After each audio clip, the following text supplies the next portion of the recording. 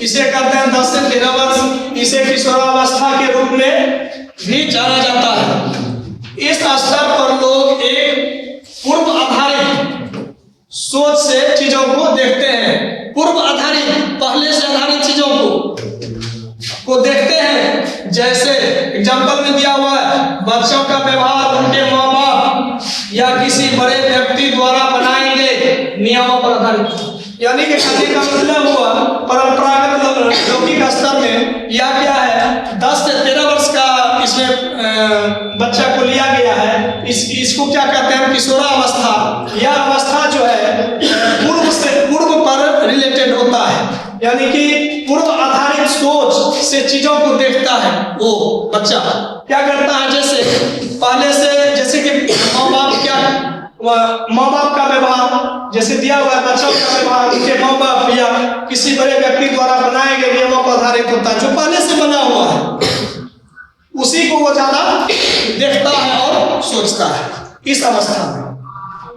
चलिए समझ आ गया ना परंपरागत लौकिक स्तर क्या है। इसमें बच्चा क्या करता है, 10 से 13 वर्ष है, किशोरावस्था में इसे ही किशोरावस्था कहते हैं। इसमें जो है पहले से बना गया नियम, उसी पर बच्चा उसको देखता है, उस पर थिंकिंग करता है। चलिए इसी स्तर में है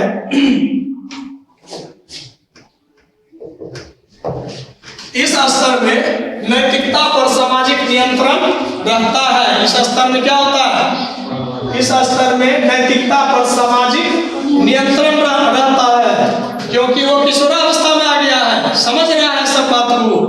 उसके बाद कोहन वर्ग द्वारा इस अवस्था में उच्च प्राथमिक स्कूल स्तर के अर्थात 10 से 13 वर्ष तक की उम्र के बच्चों को लिया गया है। ये तो पहले दिया है, 10 से 13 वर्ष के बच्चों को इस अवस्था में लिया गया है, और यह किशोरावस्था इसे कहते हैं। उसके बाद इसमें क्या दिया है, इस अवस्था में उच्च प्राथमिक स्कूल स्तर के अर्थात 10 से 13 वर्ष।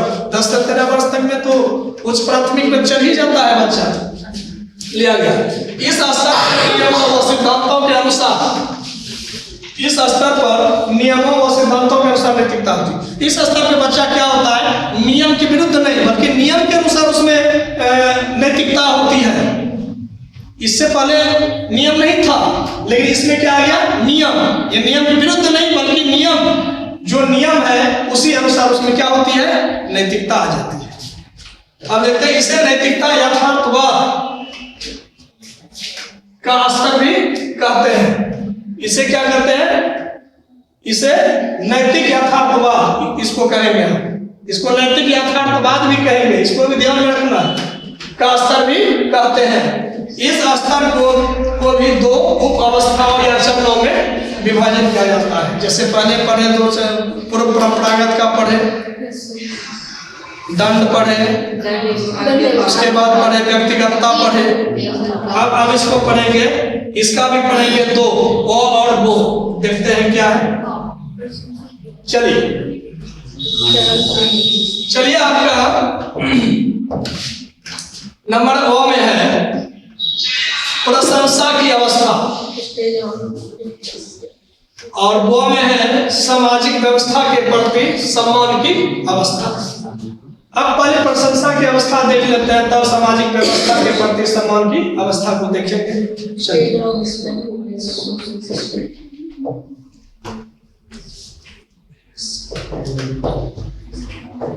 अब देखते हैं, क्योंकि 2 चरण पहले पढ़ चुके हैं, अब तीसरा आ गया ना।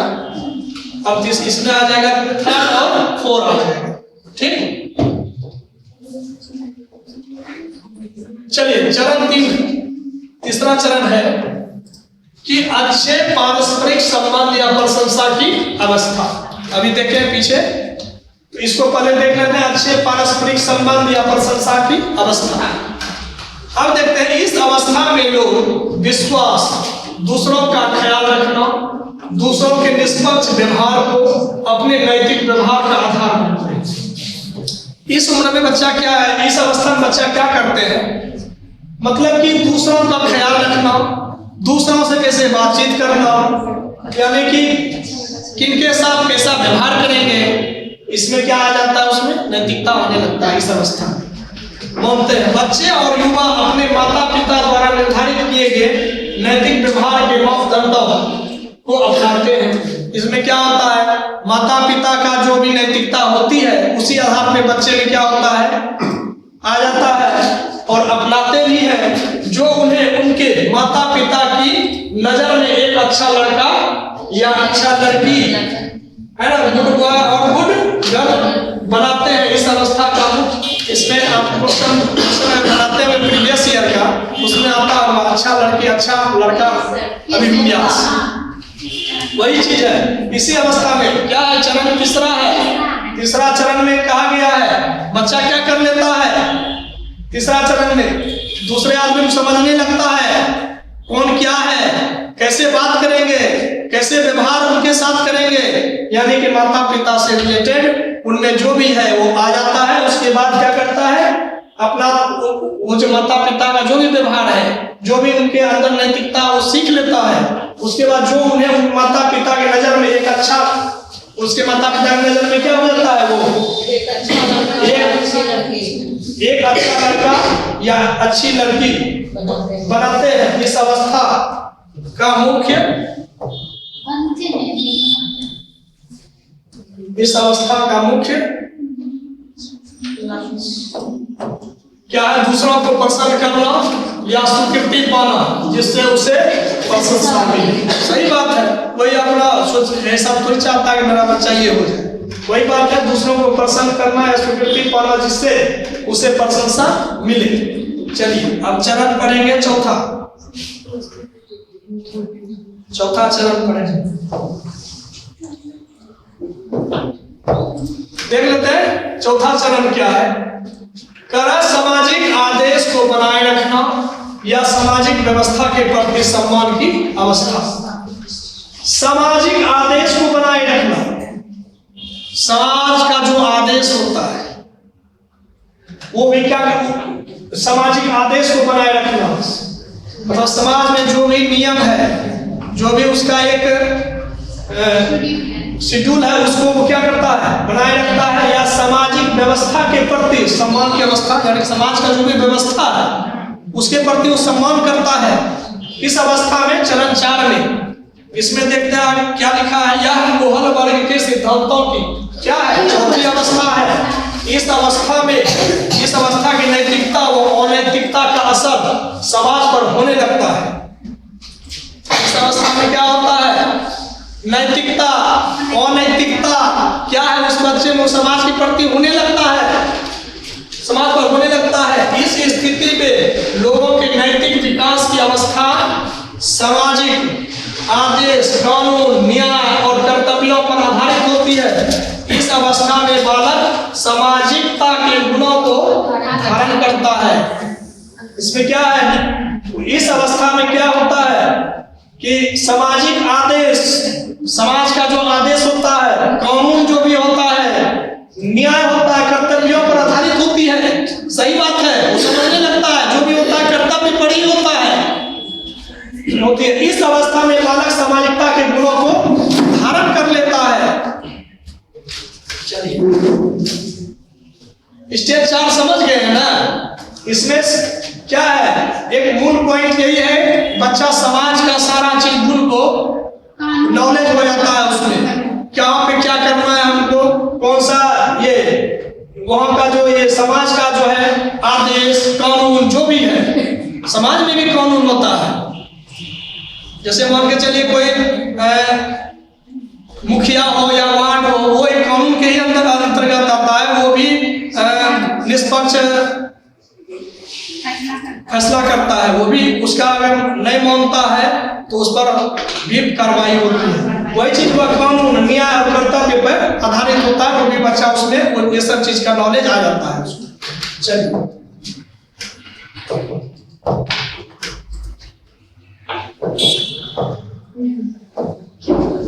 पूछेंगे अभी स्तर चलिए इसमें आगे क्या है, उसमें सामाजिक नियमों के प्रति नैतिकता का विकास होता है। सही बात है, सामाजिक नियम का जो भी समाज में नियम है वो लड़का में क्या होता है, इस स्तर में विकास हो जाता है। उसके बाद इस अवस्था में उसे अच्छे बुरे का ज्ञान हो जाता है। सही बात है। इसमें इस अवस्था में जब उसको समाज के बारे में नॉलेज आ गया तो भली भांति वो कौन सा गलत काम है, कौन सा सही काम है, उसको क्या होता है, ज्ञान हो जाता है, नॉलेज आ जाती है।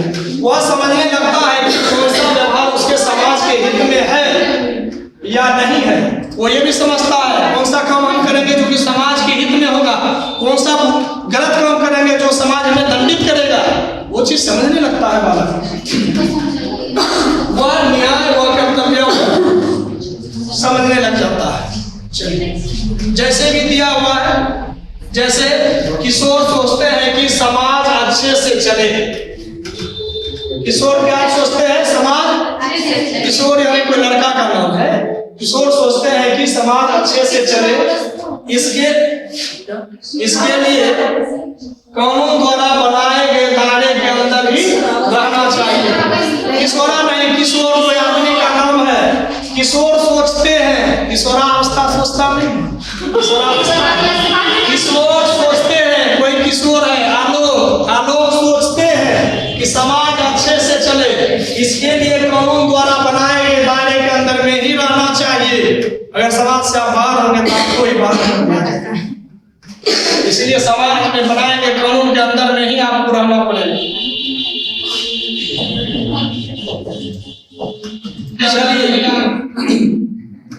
चलिए आगे।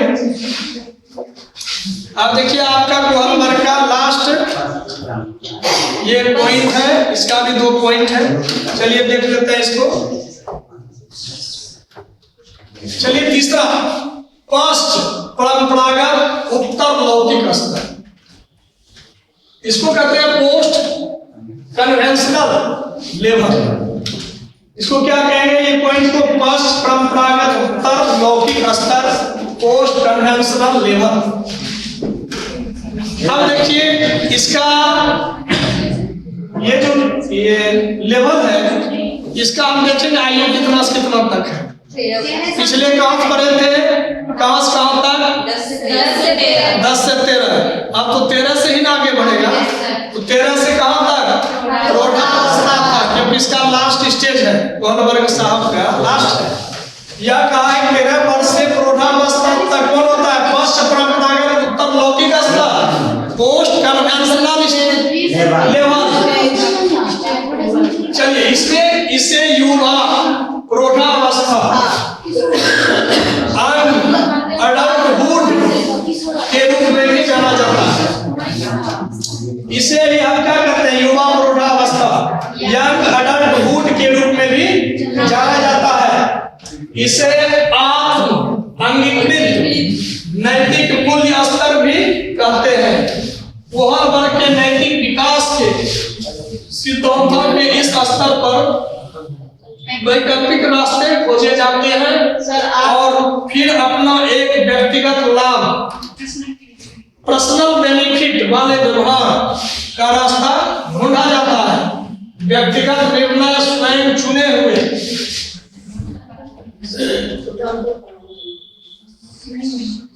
देखिए सर आत्म अंगीकृत का क्या है?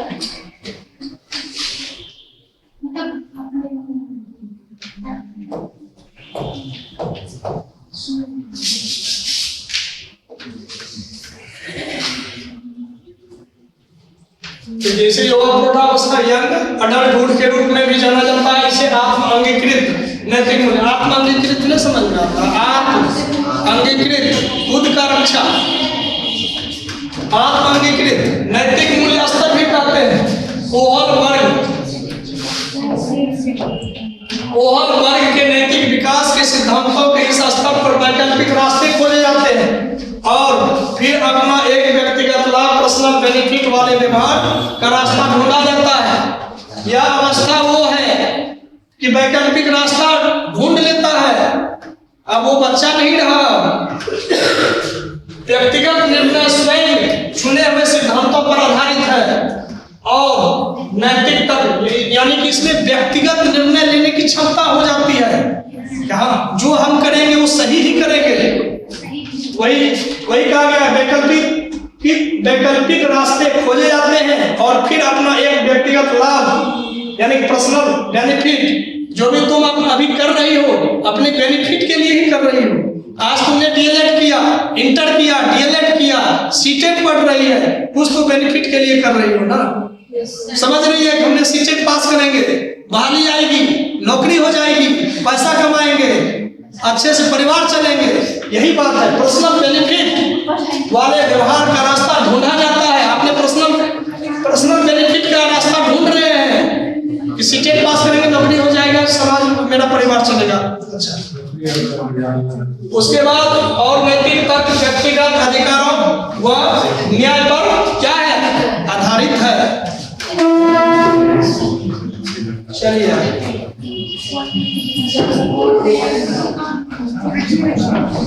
चलिए आगे देखते हैं। आपके सीटें क्वेश्चन को उलट के देख लीजिएगा।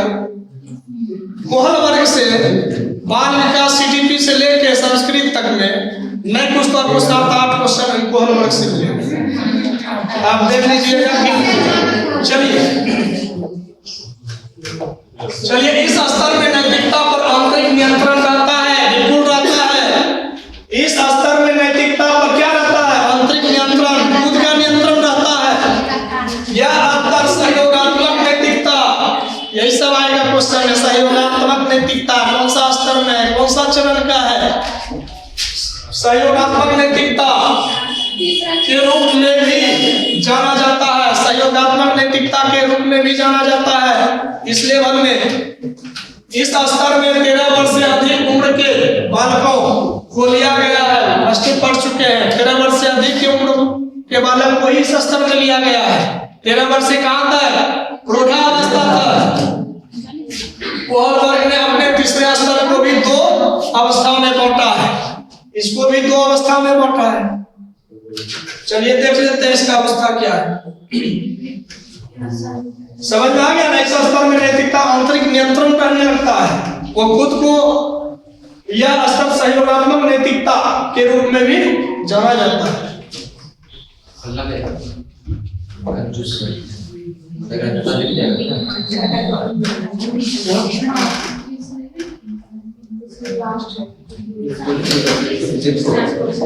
चलिए अब इसका जो है, इसका भी 2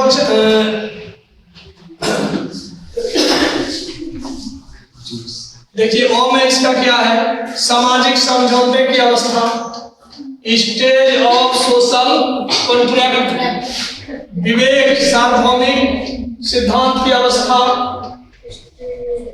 stage of conscience universal principle. चलिए इसका जो है,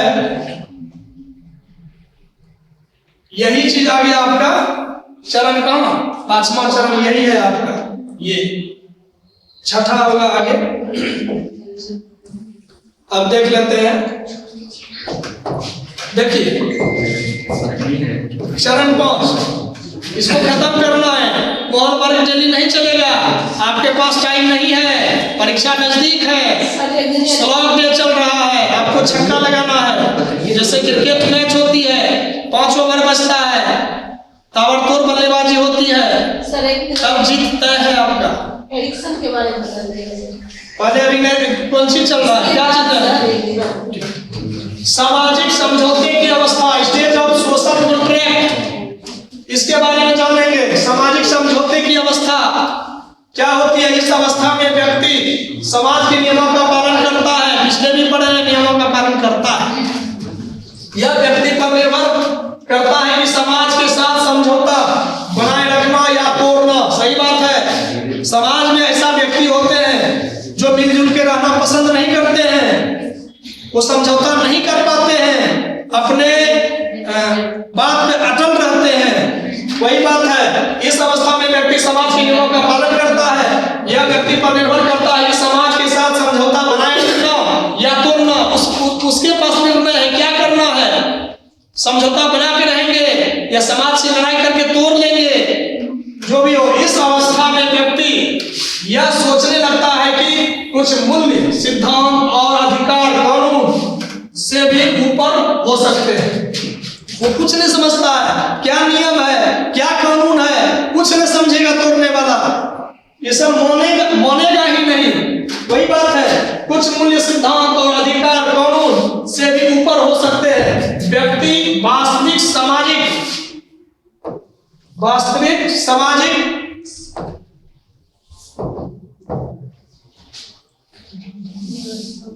से भी ऊपर हो सकते। व्यक्ति वास्तविक सामाजिक व्यवस्थाओं का मूल्यांकन इस दृष्टि से करने लगता है कि वे किस हद तक मूल अधिकारों व मूल्यों का संरक्षण करते हैं।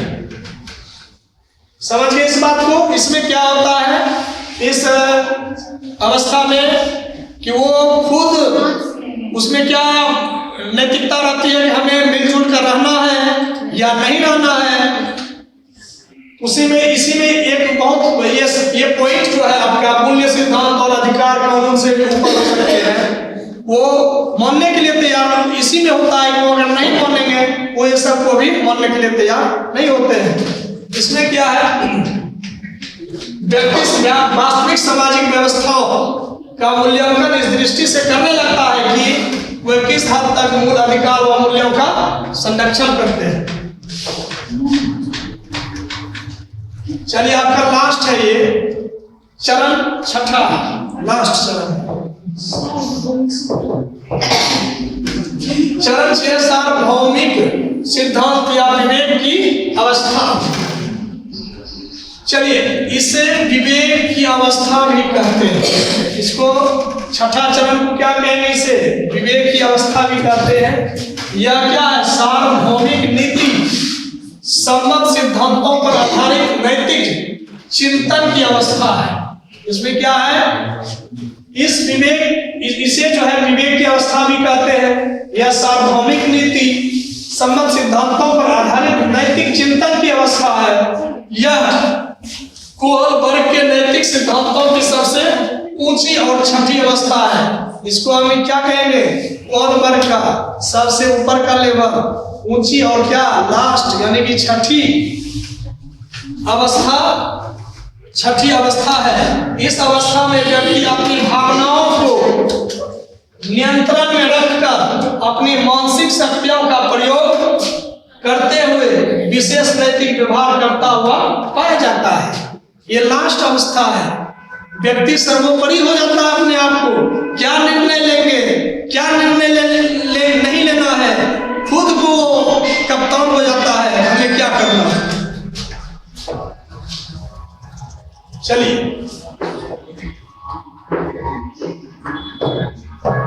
इस अवस्था में व्यक्ति सार्वभौमिक मानवाधिकार पर आधारित नैतिक मापदंड बनाता है। जब भी कोई व्यक्ति अंतरात्मा की आवाज के द्वंद्व के बीच फंसा होता है तो वह यह तर्क करता है कि अंतरात्मा की आवाज के साथ चलना चाहिए, चाहे वह निर्णय जोखिम से भरा ही क्यों ना हो।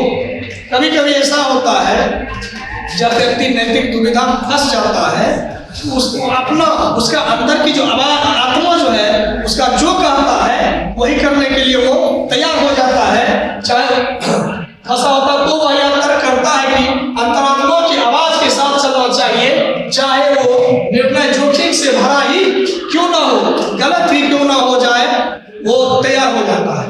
इसलिए उसे कुछ भी करने से पहले अपनी भावनाओं के अलावा औरों के जीवन के बारे में सोचना चाहिए।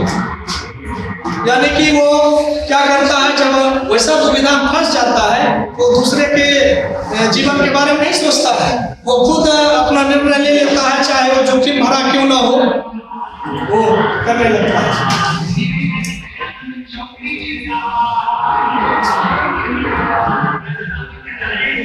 चलिए कोहल वर्ग जो भी सिद्ध किया है उसके बारे में कहानी है, इसको देख लेते हैं। चलिए कोहल वर्ग 1958 की प्रसिद्ध आइंस दुविधा एक बच्चे की कहानी है।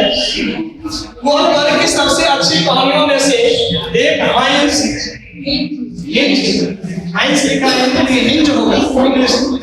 हिंज नामक एक व्यक्ति से संबंधित है जो यूरोप में कहीं हाइंस की पत्नी, उसका नाम क्लारा था, एक विशेष प्रकार के इस बीमारी से पीड़ित था, कैंसर से मौत के कगार पर थी। यानी कि वह, उसकी वाइफ जो है वो कैंसर से पीड़ित था, बड़ा मतलब मौत और जिंदगी के साथ संघर्ष कर रही थी। डॉक्टरों ने कहा कि एक नई दवा जो एक रसायन द्वारा बनाई गई है उससे उसे बचाया जा सकता है। डॉक्टर ने बताया कि एक ऐसा दवाई है जो रसायन यंत्र के द्वारा बनाया गया है, अगर वो दवाई मिल जाता है तो ये बच सकता है।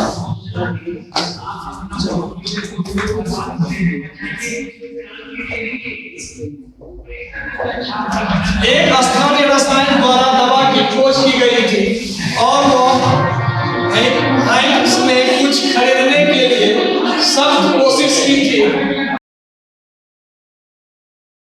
दवा बनने के लिए 10 गुना पैसे मांग कर रहा था। यह हिंस के लिए बहुत अधिक था, यानी कि वो दवाई के लिए उनके पास पैसे नहीं थे। ठीक, यह हिंस के लिए बहुत अधिक था। देखिए, हिंस केवल उसकी लागत ही चुका सकता था। वह परिवार और दोस्तों से मदद के बाद भी आधे पैसे एकत्रित कर सका। उसने रसायनज्ञ को समझाया कि उसकी पत्नी मौत के कगार पर है और पूछा कि क्या वह दवा सस्ती हो सकती है या बाद में बाकी राशि चुका देगा, उसके लिए ठहर जाए। उसका कहने का मतलब है दवाई के लिए पैसे नहीं है, क्या दोस्त से भी इकट्ठा किया फिर भी आधी पड़ गई। उन्होंने सोचा कि अगर ये दवाई मिल जाता है बाद में पैसा चुका देंगे, क्या वो ठहर जाएंगे इस बात को लेके। अब देखते हैं। लेकिन रसायन यज्ञ ने इनकार कर दिया। उसने बोला नहीं, ऐसा नहीं होता है, पैसा देना तब दवाई मिलेगा। उसने दवा की खोज की और इससे वह पैसे कमाने जा रहे हैं। उन्होंने पैसा कमाने के लिए वो दवाई खोज किया है। पति अपनी पत्नी को बचाने के लिए बेताब था, वो बड़ा प्रयास में था, भाई दवाई किसी तरह मिल जाए तो हम अपनी पत्नी को बचा सकें। इसलिए उस रात वह केमिस्ट की दुकान में दवा चुराने के लिए घुस गया और दवा चुरा ली। उन्होंने लास्ट में निर्णय क्या लिया, मेरे पास तो पैसा है नहीं, हम कहां से दवा लाएंगे। चंदा भी किए, दोस्त के साथ किए, फिर भी आधी रह गई। इससे अच्छा है क्या चोरी कर लेने में फायदा है। अगर चोरी कर ले, अगर वाइफ की जान बच जाती है, उसके माइंड में निर्णय यही आया कि चोरी करके हम अपने वाइफ को बचा सकते हैं। चलिए आगे।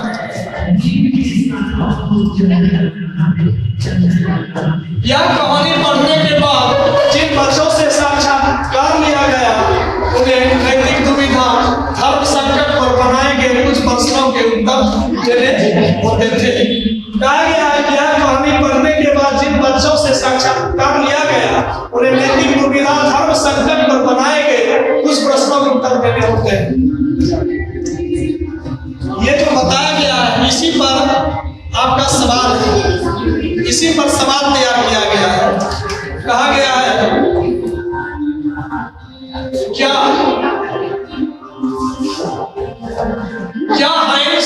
हिंज को दवा चोरी करनी चाहिए थी। क्वेश्चन बना है, क्या हिंज को दवा चोरी करनी चाहिए थी। क्या चोरी करना सही है या गलत है, क्यों। क्या यह एक पति का कर्तव्य है कि वो अपनी पत्नी के लिए दवाई चोरी करके लाए। क्या दवाई बनाने वाले को हक है कि वह दवाई के इतने पैसे मांगे। सब बात इसी में मिल रहा है। फिर आप कह रहे हैं चोरी करना पाप है। क्या दवाई बेचने वाले इतने पैसे क्या रख सकते हैं क्या, वो भी तो पाप है। तो चोरी करना पाप कहाँ है, देखते हैं आगे।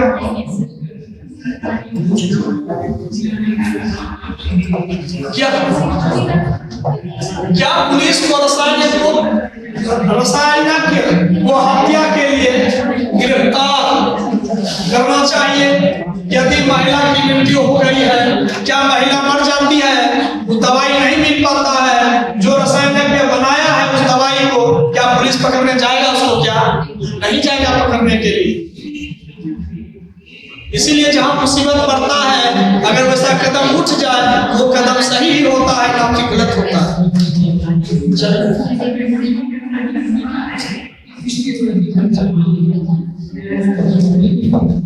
देखिए, क्या ऐसा कोई कानून नहीं है जिससे दवा की कीमत पर अंकुश लगाया जा सके? क्यों और क्यों नहीं? ऐसा कानून है क्या? दवाई जो बिक रहा है उस पर अंकुश लगाया जाए? अभी तक तो कानून तो है नहीं। अतः कहा जा सकता है कि नैतिक तर्कना, मोरल रीजनिंग आयु के अनुसार विकसित और परिवर्तित होती है। यानी इन 6 अवस्थाओं में से प्रत्येक अवस्था नैतिक दुविधाओं को सुलझाने के लिए अपनी पूर्व अवस्था से अधिक परिपूर्ण होती है। सही बात है। जब तक आपका पूर्व अवस्था से ही जो नैतिक तर्कना आप में विकसित हो रहा है बच्चे में, वो लास्ट तक को मिला के जो भी आप इस अवस्था में नैतिक दुविधाओं को सुलझाने के लिए अपनी पूर्व अवस्था से क्या होता है, अधिक परिपूर्ण होती है।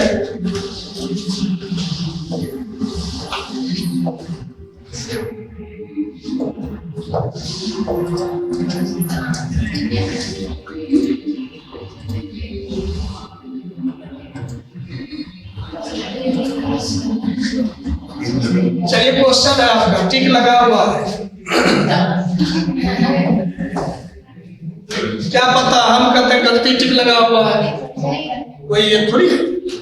कोहल वर्ग के अनुसार आपके स्क्रीन बोर्ड पे 15 क्वेश्चंस हैं, फटाफट से सॉल्यूशन कर लेना है। चलिए, कोहल वर्ग के अनुसार एक बालक के नैतिक विकास के कौन से स्तर में यह नैतिक मूल्यों का आंतरिकरण अभियांत्रिकरण प्रदर्शित नहीं करता है और बालक के नैतिक तर्क बाह्य पुरस्कार और दंड से नियंत्रित रहता है? अभी पढ़े हैं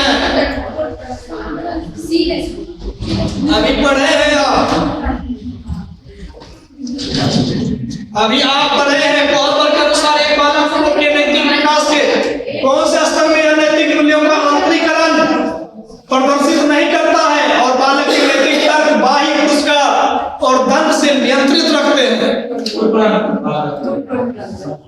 चीट लगा हुआ है, टिक लगा हुआ है। आपका क्या हो जाएगा आंसर? पूर्व परंपरा। ये जो अभी आपने जो पढ़ा है, दंड बाह्य पुरस्कार दंड, किसने पढ़े हैं? पूर्व परंपरागत स्तर में पढ़े हैं। नियंत्रित रहते हैं किसने? पूर्व परंपरागत अवस्था। परंपरागत में नहीं, पश्च में नहीं, ये तो लास्ट का है। चलिए नेक्स्ट।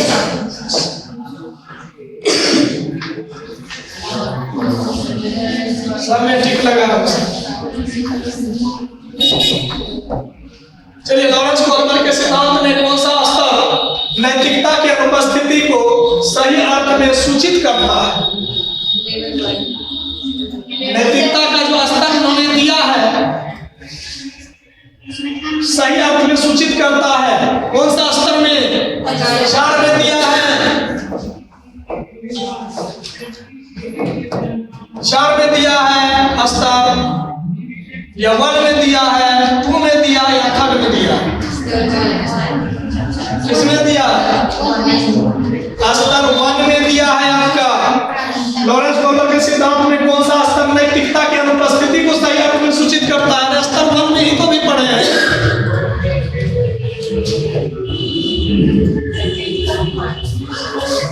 चलिए, तीसरा।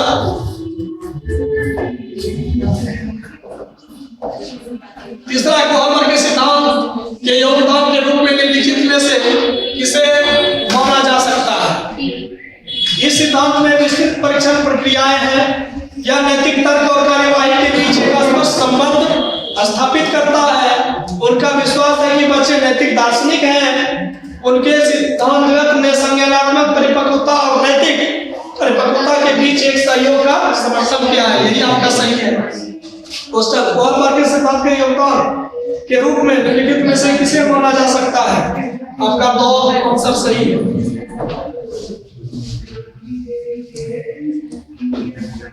चलिए चौथा, फटाफट कीजिए। कोहलर के नैतिक विकास के सिद्धांत के अनुसार परस्पर स्वरूप अभिमुखता का निर्णय किस स्तर पर होता है? उत्तर परंपरागत में होता है, पूर्व परंपरागत में होता है, या विशिष्ट अनुक्रिया स्तर से होता है? आपका होगा परंपरागत स्तर। इस स्तर में आपका आ जाए सिद्धांत के अनुसार परस्पर स्वरूप अभिमुखता का निर्णय किसमें होता है? परंपरागत स्तर में होता है। चलिए नेक्स्ट, चलिए 5वां क्वेश्चन है आपके स्क्रीन बोर्ड पे। कोहलर के अनुसार अच्छा बालक अच्छी बालिका, अभी पढ़े हैं? Yes sir. अच्छा बालक अच्छी बालिका की ओर उन्मुख होना संकेत है पूर्व लौकिकता में पश्च लौकिक नैतिकता का, लौकिक नैतिकता का। ये आपका आंसर दिया हुआ है।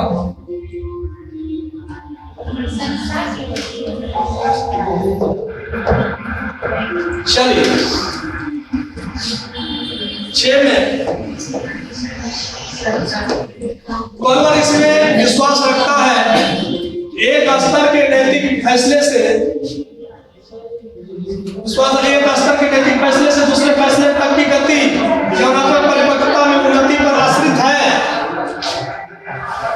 एक स्तर के नैतिक फैसले से दूसरे फैसले तक की गति भावनात्मक परिपक्वता में उन्नति पर आश्रित है। अरे है, एक स्तर से नैतिक दूसरे स्तर, पहला स्तर से ही रिलेटेड तो दूसरा स्तर आया है। चलिए 7वां क्वेश्चन, निम्नलिखित में से किसने बच्चों में नैतिक विकास का अध्ययन किया है? किसने किया है?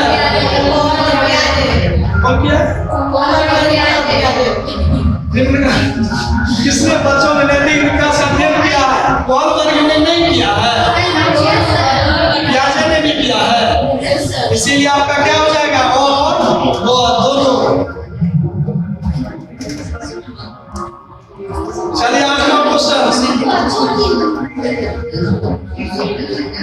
लॉरेंस कोहलर विकास के क्षेत्र में शोध के लिए जाने जाते हैं। आइए नैतिक अभी पढ़िए। चलिए नेक्स्ट, चलिए 9,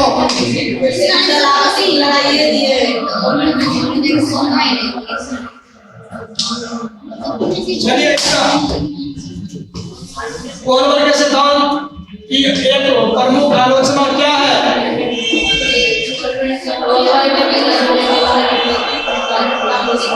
कोहलर ने बिना किसी अनुभूति मूलक आधार के सिद्धांत में प्रस्तुत किया है। कोहलर ने प्रस्ताव किया कि नैतिकता कितना विकासात्मक है।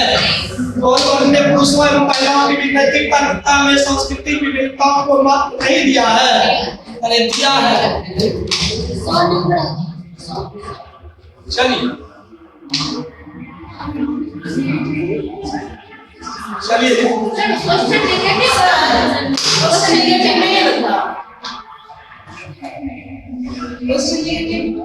आलोचना क्या होता है?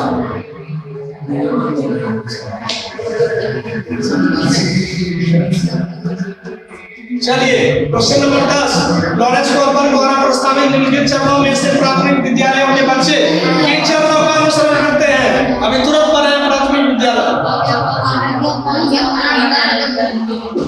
आज्ञा पालन और दंड उन्मुखीकरण, व्यक्तिगता और विनिमय, अच्छे अंतर व्यक्ति संबंध, सामाजिक अनुबंध और व्यक्तिगत अधिकार। ये देखिए इसमें भी आंसर है, देखिए गो। चलिए इसके बाद 4 क्वेश्चन है, 15 4 क्वेश्चन और है। कोहलर के अनुसार सही और गलत के प्रश्न के बारे में निर्णय लेने में शामिल चिंतन प्रक्रिया को कहा जाता है सही गलत नैतिक तर्कना। क्या गलत क्या सही? चलिए आगे। क्वेश्चन नंबर 12 देखिए, गोलबर के अनुसार शिक्षक बच्चों में नैतिक मूल्यों का विकास कर सकता है। धार्मिक शिक्षा विभाग को देकर, व्यवहार के स्पष्ट नियम बनाकर, नैतिक मुद्दों पर आधारित चर्चाओं में उन्हें शामिल करके कैसे व्यवहार किया जाना चाहिए, इस पर कठोर निर्देश देगा। कठोर निर्देश तो नहीं देंगे, धार्मिक नहीं होगा, व्यवहार का स्पष्ट नियम बनाकर नैतिक मुद्दों पर आधारित चर्चाओं, यही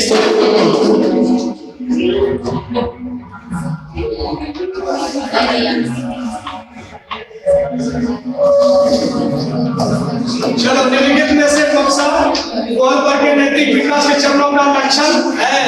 चरणों का परिवर्तनशील अनुक्रम, विभिन्न चरण, अलग अलग प्रत्युत्तर है, न कि सामान्य प्रतिमान, सभी संस्कृतियों से संबंध, चरणों की सार्वभौम श्रृंखला, यही तो है सार्वभौम श्रृंखला।